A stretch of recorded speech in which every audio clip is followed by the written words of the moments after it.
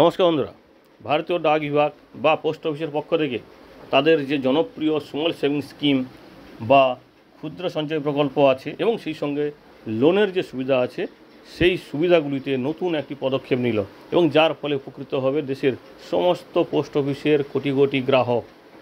এবং এর ফলে আরও বেশি করে উপকৃত হবে যে সমস্ত গ্রাহকদের মাসিক ইনকাম সেই অর্থে নেই, কিন্তু অল্প অল্প কিছু টাকা আসে তাদের জন্য, বিশেষ করে গ্রামীণ মহিলাদের। কারণ এখানে এমন একটি স্কিমের নতুন সুবিধা চালু করেছে যেটাতে কিন্তু অবশ্যই এতদিনের আরও আগে হওয়া উচিত ছিল।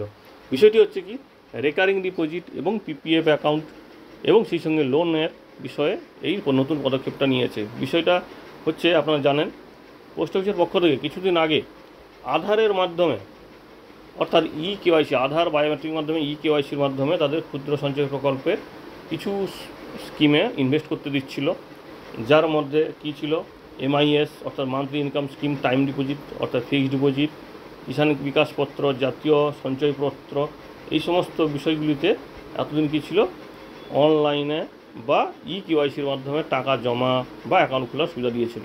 এবার কিন্তু তার সঙ্গে যুক্ত হলো পাবলিক প্রভিডেন্ট ফান্ড PPF এবং সেই সঙ্গে রেকারিং ডিপোজিট ও লোন অ্যাকাউন্ট। দেখুন 7ই জুলাই এই বিজ্ঞপ্তি নতুন করে জারি করেছে ভারতীয় ডাক বিভাগ। তো এখানে কাজটা কিভাবে হবে সেটা জেনে থাকলে আপনারও সুবিধা হবে যে কী কী তথ্য লাগবে। প্রথমত বলা হচ্ছে যে পোস্ট অফিসে প্রথমে আমানতকারীর আধার ও বায়োমেট্রিক নেওয়া হবে এবং সেখানে সম্মতি নেওয়া হবে যে তিনি এইভাবে অ্যাকাউন্ট খুলতে চান নাকি, এবং প্রয়োজনীয় তথ্য উনি দেবেন। সমস্ত তথ্য এন্ট্রির পরে ফাইনাল সাবমিশনের আগে আবার একবার বায়োমেট্রিক নেবে, অর্থাৎ দুবার বায়োমেট্রিক দিতে হবে। কারণ দুবার বায়োমেট্রিকের মাধ্যমে আপনার কিন্তু কনফার্মেশন হবে। Recurring deposit, PPF, RD loan, অর্থাৎ রেকারিং ডিপোজিট থেকে লোন হয়, PPF থেকে লোন হয়, সমস্ত ক্ষেত্রে টাকা জমা বা তোলার জন্য আর পে ইন স্লিপ জমা করতে হবে না। এবার থেকে যদি কেওয়াইসি করা থাকে তাহলে কিন্তু আপনি অটোমেটিক্যালি সহজে অনলাইনে টাকা জমা করতে পারবেন। অ্যাকাউন্ট খোলার সময় আমানতকারী যে টাকার অঙ্ক ফর্মে লিখবেন সেটাই তার প্রথম জমা হিসাবে ধরা হবে, অর্থাৎ যে অঙ্কটা আপনি বলবেন, যত টাকা আপনি দিতে চাইছেন সেটাই আপনার প্রথম জমা বলে হিসেব করা হবে রেকারিং ডিপোজিট বা PPF এর ক্ষেত্রে। কেউ যদি পোস্ট অফিসের সেভিংস অ্যাকাউন্ট থেকে টাকা ট্রান্সফার করতে চায় এবং সেটা রেকারিং ডিপোজিট বা PPF-এ জমা তুলতে যায়, তো বা সেখান থেকে টাকা নিয়ে যদি এই অ্যাকাউন্টগুলি ওপেন করতে চায়, তবে ওনাকে কিন্তু সিঙ্গেল অ্যাকাউন্ট বা জয়েন্ট বি টাইপের অ্যাকাউন্ট হতে হবে বা এইরকম টাইপের অ্যাকাউন্ট থাকতে হবে। ওই জয়েন্ট বি অ্যাকাউন্ট কী সেটা নিয়ে আমাদের ভিডিও আছে, তাহলে দেখে নিতে পারেন। আর আসছে কি, এই প্রক্রিয়াটি বায়োমেট্রিক যাচাইয়ের মাধ্যমে হয়, সেক্ষেত্রে কোনো উইথড্রয়াল স্লিপ বা উইথড্রয়াল ফর্ম SB7 জমা করার আর প্রয়োজন পড়বে না।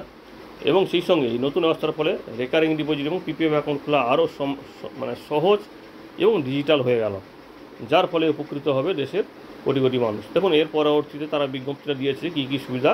এই বিজ্ঞপ্তি থেকে যে বিষয়গুলো ছিল সেগুলো আমরা কিন্তু এতক্ষণ আপনাদেরকে বললাম, যে অ্যাকাউন্ট ওপেন করা, রেকারিং ডিপোজিট বা PPF অ্যাকাউন্ট ডিপোজিট বা তাতে কোনো টাকা জমা করতে চান, টাকা তুলতে চান, লোন নিতে চান, বা কোনোভাবে যদি আপনি সেখানটায় যদি দেখেন যে আপনার লোন নিয়েছিলেন, কিছু টাকা আপনি এককালীন জমা করতে চান, সমস্ত বিষয়গুলো কিন্তু এবার কেওয়াইসি হওয়া থাকলে অনলাইনে করা যাবে। তার জন্য কোনো ফর্ম ফিল আপ বা কোনো উইথড্রয়াল স্লিপ জমা করতে হবে না।